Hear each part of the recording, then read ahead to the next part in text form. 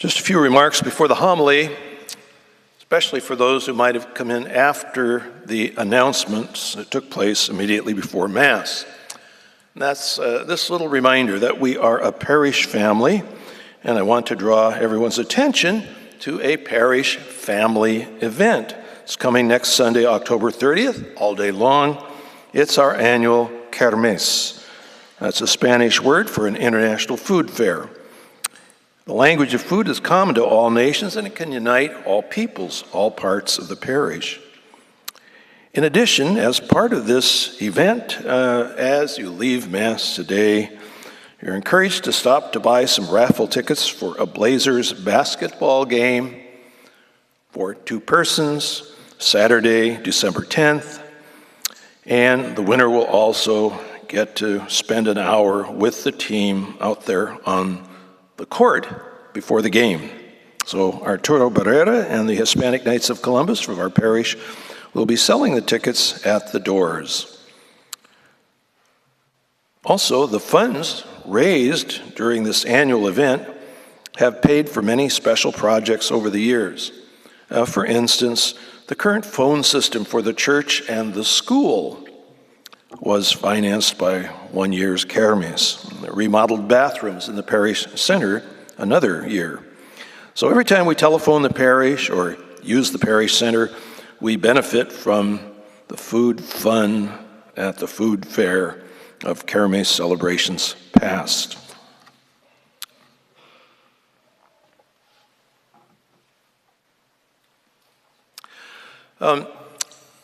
For the last 50 years, since 1972, October has been designated by the bishops of the United States as Respect Life Month.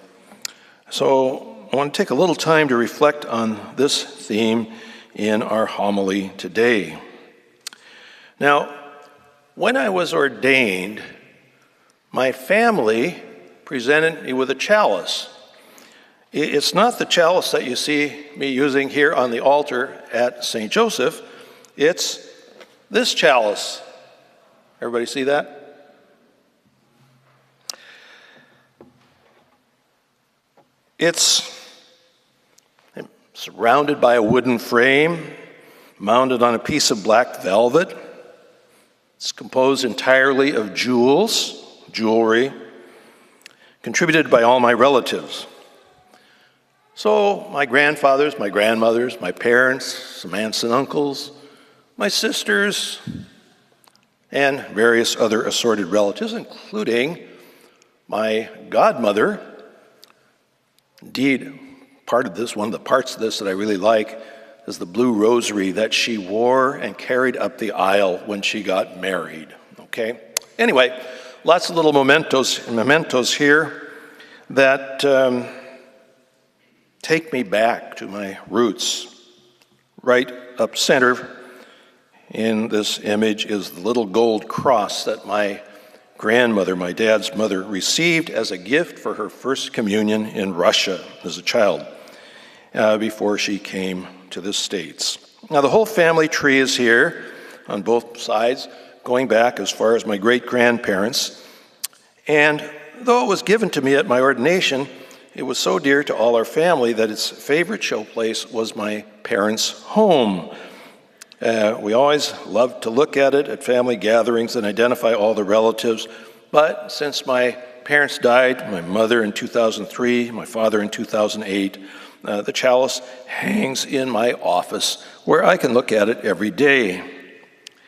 Now, what is really beyond all price is what is represented by this chalice.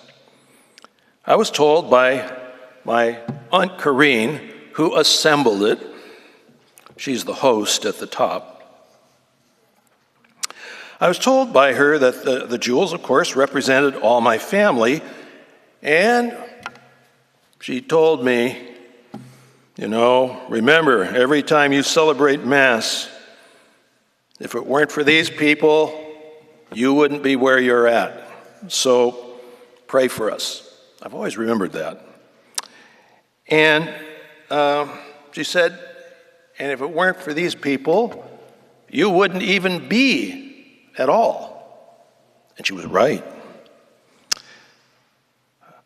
If it weren't for them, I'd never be where I was or even be at all.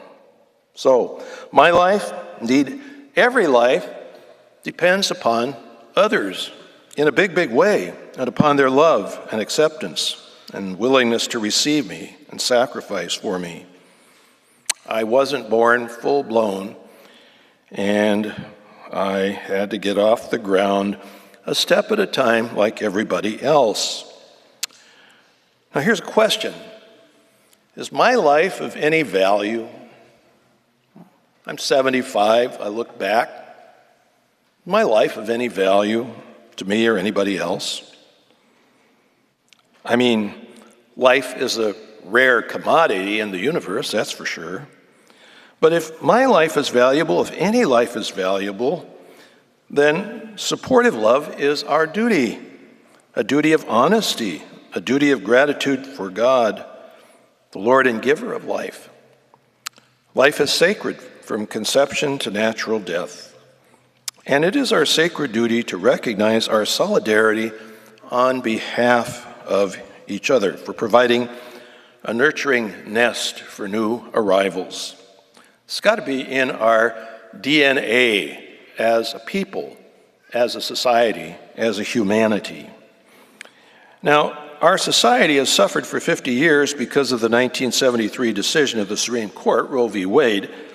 That decision declared, contrary to the laws of virtually every single state in the nation at that time, that we were not allowed to recognize the child in the womb as a person, legally as a person, that is, as a subject of rights and responsibilities.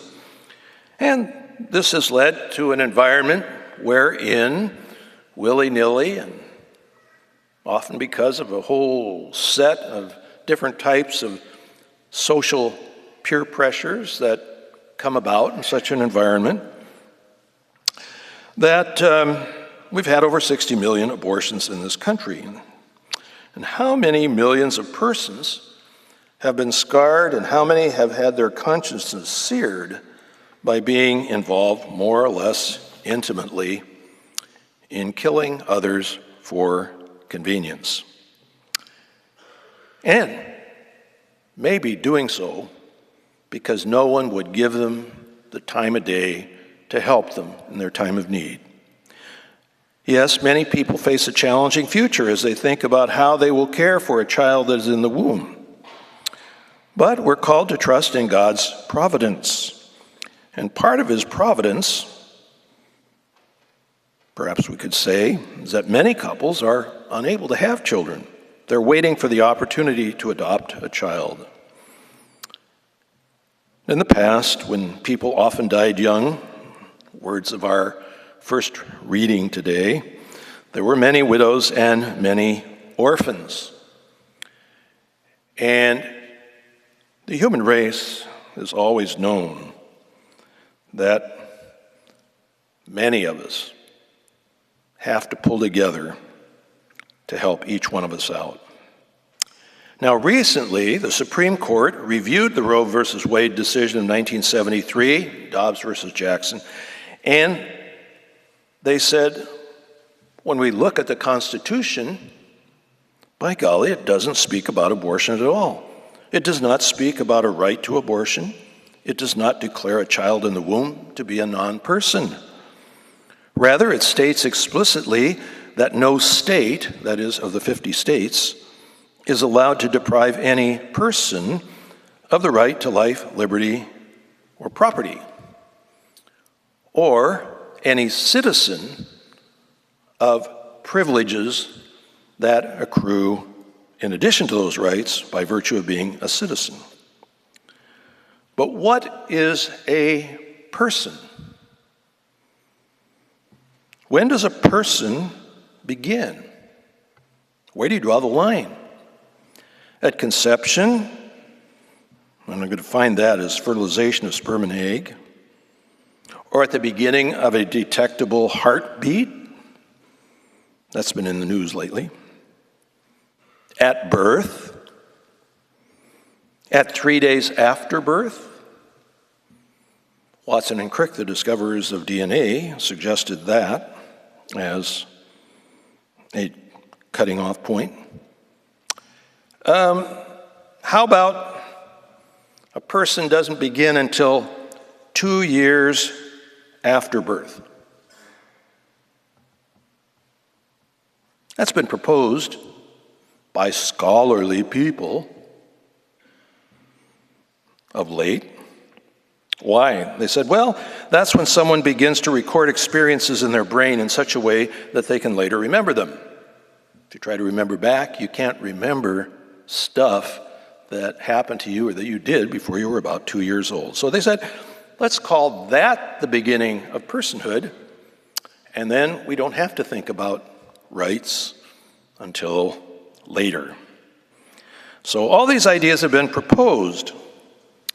And looking back into history, we know that we're very capable of rationalizing harm to others when we hope to see some benefit to ourselves. Thus, explorers in the 16th century considered Native Americans to be animals, not persons. Why?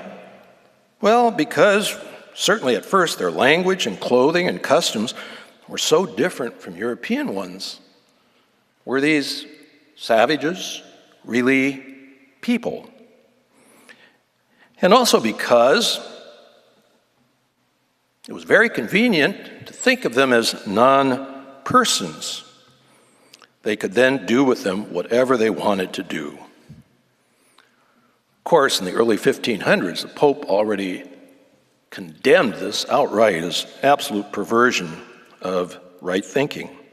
But was it right to make that kind of a line drawn between this group and that group? Was it right to think of black people as non-persons? I mean, if so, if you could get yourself to think that way, then you could go to bed with a clean conscience and not be bothered by slaves. That was perfectly acceptable. Or was it right for Hitler to declare Jews to be non-persons? If so, then when he confiscated their property and sent them to concentration camps to kill them, that was for him no more of a problem, morally speaking. Maybe he was very sincere, I don't know, but I think he was mistaken. No more of a problem than swatting flies. Indeed, at the Nuremberg trials after World War II, the guards and operators of the concentration camps who put to death millions of people were asked, didn't you think you might be doing something wrong? And they said, well, no. We didn't consider them to be persons. To us, they were about the same as dogs. So, ever since the recent Supreme Court decision, Dobbs versus Jackson, this last summer, we're now faced with a new opportunity, at least at the level of each state. The Supreme Court decision didn't change any state laws, but it gave a basis for the question of what is a person who are inside the loop, you might say, that we need to respect when we think about respecting human rights. And we now have the opportunity, at least at the level of each state, to propose laws that do respect the personhood of those born and unborn, from conception to natural death. So let's do our best to influence what happens. Voting, lobbying, whatever else. getting leaders, movers, and shakers in there who will enact laws which respect this truth. It's going to be a tough one because what does it mean to say I'm a person if I live in state X, but if I go 10 miles west or east across the border, I'm not a person? Doesn't really make sense, does it? Somewhere we've got to get to a bit of a better philosophical consensus in this country about where to draw the line. Same thing's true at the end of life. We're thinking about where does personhood begin? There's another one. Where does personhood end? You've heard of the new technique called resurrection, have you? It works this way. You let the people die clinically. You move the goalposts a little bit, and after they've died clinically, you quickly jump in and do everything you can to start the machine up again. That's the resurrection part of it, to make it easier to harvest organs. Now, it's sort of an interesting thing. It's been in the news lately. Maybe you've read about it too. So anyway, we've got a lot of thinking, a lot of working, and a lot of conversation to do.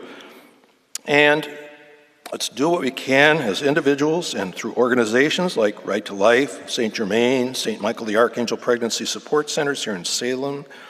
Let's pray daily for a pro-life outlook. We need to remind ourselves constantly of our duty to God and to each other. The duty that people respected and felt and acted upon when we were coming along, and there we were in our birthday suit as babies, and they said, "We'll help you."